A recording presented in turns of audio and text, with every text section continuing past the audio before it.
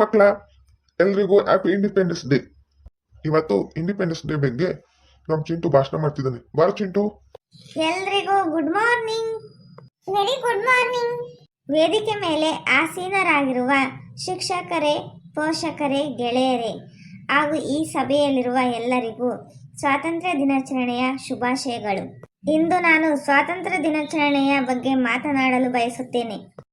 ಭಾರತ ದೇಶ 18ನೇ ಶತಮಾನದ ಪ್ರಾರಂಭದಲ್ಲಿ ರಾಜ ಮಹಾರಾಜರ, ನವಾಬರ ಒಳಜಗಳದಿಂದ ಛಿದ್ರ ಛಿದ್ರವಾಗಿ ಯುದ್ಧಗಳು ನಡೆಯುತ್ತಲೇ ಇದ್ದವು. ಬ್ರಿಟಿಷರ ಈಸ್ಟ್ ಇಂಡಿಯಾ ಕಂಪನಿಯವರು ಆ ವೇಳೆಗೆ ಸರಿಯಾಗಿ ವ್ಯಾಪಾರಕ್ಕಾಗಿ ಭಾರತಕ್ಕೆ ಬಂದರು.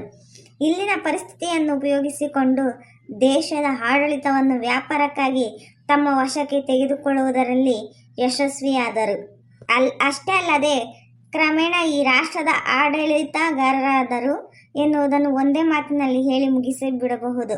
ಬ್ರಿಟಿಷರು ತಮ್ಮ ರಾಜ್ಯ ವಿಸ್ತರಣಾ ನೀತಿಯಿಂದ ನಮ್ಮದೇ ರಾಜರುಗಳನ್ನು ಮುಂದಿಟ್ಟುಕೊಂಡೇ ರಾಜ್ಯವನ್ನು ಪಡೆಯುವಲ್ಲಿ ಯಶಸ್ವಿಯಾದರು. ಈ ವೇಳೆ ಕೆಲವು ಭಾರತೀಯ ರಾಜರುಗಳು ವಿರೋಧಿಸಿದರೆ ಮತ್ತು ಕೆಲವರು ಕೈಜೋಡಿಸಿದರು. ಇದರ ಪರಿಣಾಮದಿಂದಾಗಿ ದೇಶವನ್ನು ತಮ್ಮ ಹಿಡಿತಕ್ಕೆ ತೆಗೆದುಕೊಳ್ಳುವಲ್ಲಿ ಯಶಸ್ವಿಯಾದರು. 1857ರಲ್ಲಿ ಬ್ರಿಟಿಷರ ವಿರುದ್ಧ ಮಹಾಪ್ರತಿರೋಧದ ಸಿಪಾಯಿ ದಂಗೆಯಿಂದ ಶುರುವಾಗಿ ಸ್ವಾತಂತ್ರ್ಯ ಹೋರಾಟ ವಿವಿಧ ಆಯಾಮಗಳಲ್ಲಿ ನಡೆದಿದೆ. ಬಿಪಿನ್ ಚಂದ್ರಪಾಲ್, ಅರವಿಂದ್ ಘೋಷ್, ಲಾಲ್ ಲಜಪತ ರಾಯ್, ಭಗತ್ ಸಿಂಗ್, ಸರ್ಹೋಕರ್ ಮುಂತಾದ ಅನೇಕ ನಾಯಕರುಗಳು ಬ್ರಿಟಿಷರ ವಿರುದ್ಧ ಕ್ರಾಂತಿ ಮಾರ್ಗ ಅನುಸರಿಸಿದರು. ಈ ವೇಳೆಗೆ ಸರಿಯಾಗಿ ದಕ್ಷಿಣ ಆಫ್ರಿಕಾದಲ್ಲಿ ವಕೀಲ ವೃತ್ತಿ ಮಾಡುತ್ತಿದ್ದ ಮೋಹನದಾಸ ಕರಮಚಂದ ಗಾಂಧಿಯವರು ಭಾರತಕ್ಕೆ ಹಿಂದಿರುಗಿ ತಮ್ಮ ಅಹಿಂಸಾತ್ಮಕ ಚಳುವಳಿ ಮೂಲಕ ಸ್ವಾತಂತ್ರ್ಯ ಹೋರಾಟಕ್ಕೆ ಹೊಸ ಆಯಾಮ ನೀಡಿದರು. ಕ್ವಿಟ್ ಇಂಡಿಯಾ, ಅಸಹಕಾರ ಚಳುವಳಿ ಹೀಗೆ ಅಹಿಂಸಾತ್ಮಕ ಚಳುವಳಿಗಳನ್ನು ನಡೆಸಿದರು. ಅಂತಹ ಹೋರಾಟಗಳು ಹೆಚ್ಚು ಹೆಚ್ಚು ನಡೆದವು. ಈ ಹೋರಾಟಕ್ಕೆ ಮಣಿದ ಬ್ರಿಟಿಷರು 15 ಆಗಸ್ಟ್ 1947ರಲ್ಲಿ ಸ್ವಾತಂತ್ರ್ಯ ನೀಡಿ ಹೊರಟು ಹೋದರು ಎಂದು ತಿಳಿಸುತ್ತಾ ನನ್ನ ಈ ಭಾಷಣವನ್ನು ಸ್ವಾತಂತ್ರ್ಯ ಹೋರಾಟಗಾರರ ಪಾದಕ್ಕೆ ಅರ್ಪಿಸುತ್ತೇನೆ.